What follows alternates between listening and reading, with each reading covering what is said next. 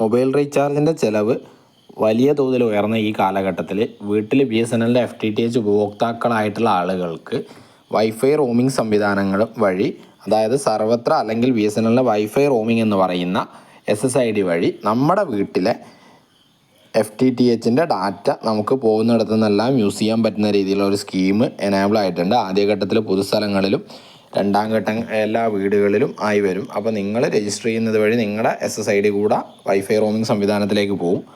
അപ്പോൾ നിങ്ങൾക്ക് മറ്റൊരു ചാർജ് ഉപയോഗിക്കാതെ തന്നെ ഇത് രജിസ്റ്റർ ചെയ്യുക. അപ്പോൾ ഇതിൻ്റെ രജിസ്ട്രേഷൻ 2 സ്റ്റെപ്പാണ്. ആദ്യഘട്ടത്തിലെ രജിസ്ട്രേഷൻ സംവിധാനമാണ് ഈ കാണിക്കുന്നത്. ആദ്യം നിങ്ങൾ അതിൽ ചെയ്യേണ്ടത് നിങ്ങളുടെ ലാൻഡ് ഫോൺ നമ്പർ 0 ചേർക്കാതെ നമ്പർ അടിച്ചു കൊടുക്കുക.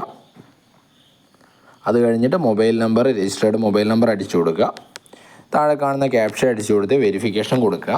വെരിഫിക്കേഷൻ കൊടുത്തു കഴിഞ്ഞാൽ നിങ്ങൾക്ക് എന്ത് ചെയ്യാൻ പറ്റും, ഒരു OTP കൂടെ വരും. അടുത്ത ഘട്ടത്തിലായിട്ട് നിങ്ങളുടെ രജിസ്റ്റേർഡ് നമ്പറിൽ ഒരു OTP വരും. ആ OTP ആണ് നിങ്ങൾ ഇതിൽ ഈ കോളത്തിൽ അടിച്ചു കൊടുക്കുന്നത്. ഓക്കെ, OTP വന്നിട്ടുണ്ട്. OTPക്കുള്ള റിക്വയർമെൻറ്റ് ചോദിച്ചിട്ടുണ്ട്. അവിടെ നിങ്ങൾ ആ OTP അടിച്ചു കൊടുത്തു കഴിഞ്ഞിട്ട് വാലിഡേറ്റ് OTP കൊടുക്കുക. വാലിഡേറ്റ് OTP കൊടുത്തു കഴിഞ്ഞിട്ട്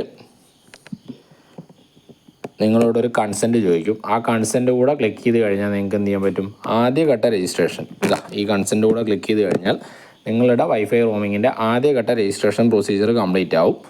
അതിനുശേഷം രണ്ടാം ഘട്ടത്തിൻ്റെ കൂടെ എങ്ങനെ ചെയ്യണം എന്നുള്ളൊരു വീഡിയോ ഡീറ്റെയിൽ ആയിട്ട്